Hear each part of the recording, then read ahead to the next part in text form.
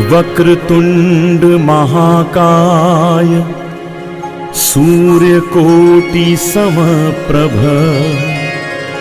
निर्विघ्नं कुरु मे देव सर्वकार्येषु सर्वदा।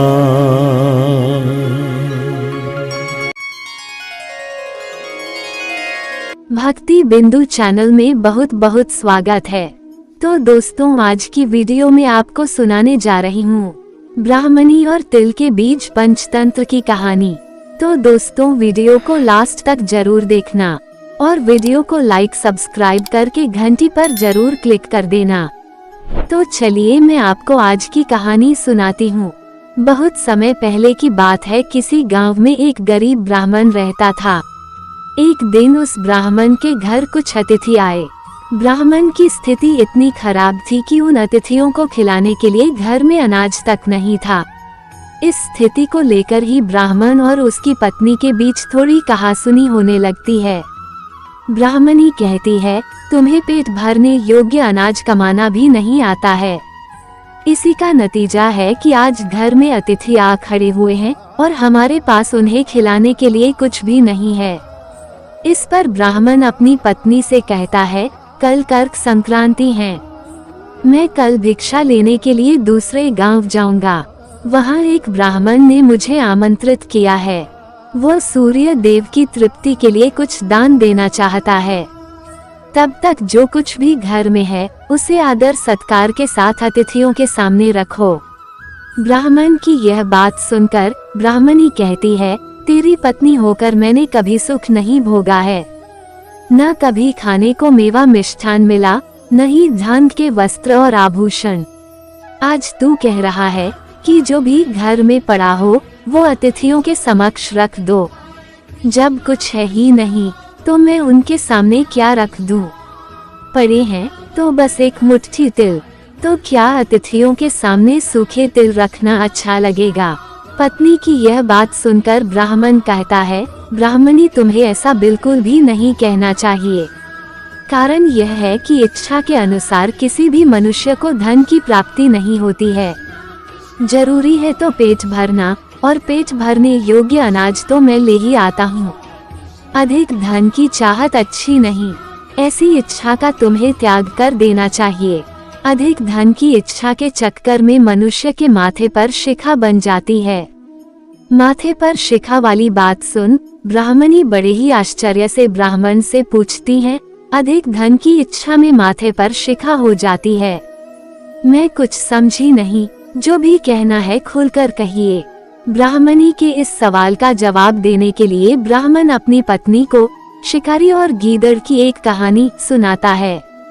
ब्राह्मण कथा की शुरुआत करता है। एक दिन एक शिकारी जंगल में शिकार की खोज कर रहा था।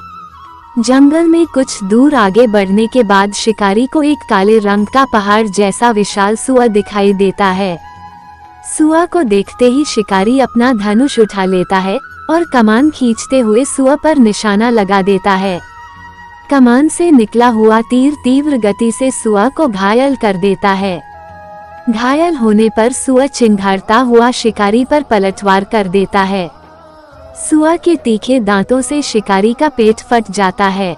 इस तरह शिकार और शिकारी दोनों का ही अंत हो जाता है। इसी बीच खाने की तलाश में भागता हुआ एक भूखा गीदड़ वहां से होकर गुजरता है जहां शिकारी और सुअर का शव पड़ा हुआ था। बिना मेहनत इतना सारा भोजन देख गीदड़ मन ही मन बहुत खुश होता है और मन ही मन सोचता है कि आज तो ईश्वर की बड़ी कृपा हुआ जो इतना अच्छा और अधिक भोजन एक साथ मुझे मिला है। मैं इसे धीरे धीरे और आराम से खाऊंगा ताकि लंबे समय तक मैं इसे उपयोग में लाऊंगा। इस तरह मैं इस भोजन के साथ लंबे समय तक अपनी भूख को शांत रख पाऊंगा। इन सभी बातों पर विचार करते हुए गीदड़ सबसे पहले छोटी छोटी चीजों को खाना शुरू करता है। तभी उसे शिकारी के मृत शरीर के पास धनुष पड़ा दिखता है।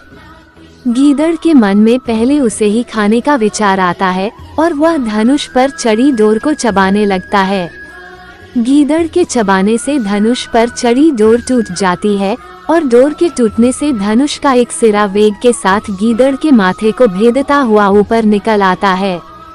गीदड़ के माथे को भेद कर धनुष का जो सिरा गीदड़ के सिर पर निकल आता है वह ऐसा प्रतीत होता है मानो गीदड़ के माथे पर शिखा निकल आई हो। घायल होने के कारण कुछ देर बाद गीदड़ की भी मौत हो जाती है। इतना कहते हुए ब्राह्मण कहता है, ब्राह्मणी, इसलिए मैं कहता हूँ कि जरूरत से अधिक लोभ से माथे पर शिखा आ जाती है। ये कथा सुनने के बाद ब्राह्मणी कहती है, ठीक है, अगर ऐसी ही बात है तो घर में जो मुट्ठी भर तिल पड़े हैं वो मैं अतिथियों को खिला देती हूँ।